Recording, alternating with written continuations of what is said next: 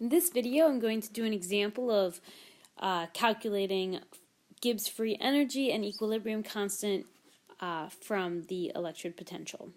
So when we're given a redox reaction, such as A, the first job, and we're asked to calculate our Gibbs free energy, our first job is to write out our half reactions. So looking at this, I see PB aqueous and PB solid. So that's going to be one of my half reactions. So PB 2 plus goes to PB. And I need to, although the moles of lead are balanced, I need to balance my charge. So now we have a zero charge on both sides. And then I also have Mg and Mg2 plus, so that's my other half reaction. I'm going to have Mg solid. And again, my moles are balanced, but I need to balance my charge. So -2 and a +2 gives us 0. So now we have 0 on both sides. Now we need to determine the cathode and the anode. So looking at these half reactions, we can clearly see that 2 electrons are reacting with our PB ions, and our PB ions have a +2 charge and are becoming 0. So they are gaining these 2 electrons. These 2 electrons are going to the PB to form our solid PB. So since there is a gain of electrons, this half reaction is where reduction occurs, and wherever reduction occurs, that's called the cathode. So this is our cathode. And then the reverse is happening for the other reaction. Electrons are being produced. That means we're starting with more electrons than we end up. These electrons are being released from the magnesium metal, and magnesium is going from a 0 charge to a +2 charge, so it is losing electrons. So since it has lost electrons, it is oxidized, and it is the anode.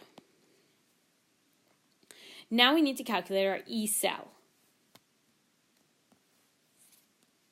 In order to do this, we need to look at our 2 half reactions and find them on our table, and then use those values that we find on our table to calculate the E cell. Our E cell is equal to the cathode minus the anode, which in this case will be equal to, remember our cathode is reduced, so it has gained electrons, so that's our lead. So our cathode is -0.13 volts, and our anode is our magnesium, so it's minus a -2.37 volts. So our E cell is 2.5 volts. This is positive, so we know that this is a spontaneous reaction. So we assume that delta G is going to be negative. Now it's time to calculate our delta G. We're going to use the following equation. In this case, our N is our 2 electrons. So we've had 2 electrons. F is a constant, Faraday's constant, and our E cell we just calculated.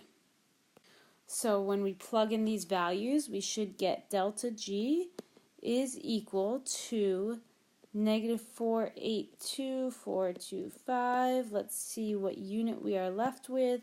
Moles of electrons cancel out, coulombs cancel out, we're left with joules, and we can convert this into kilojoules, and it'll be -482 kilojoules.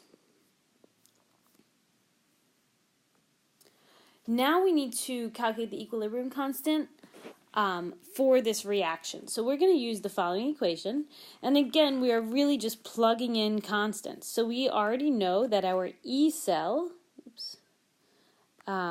is 2.5 volts.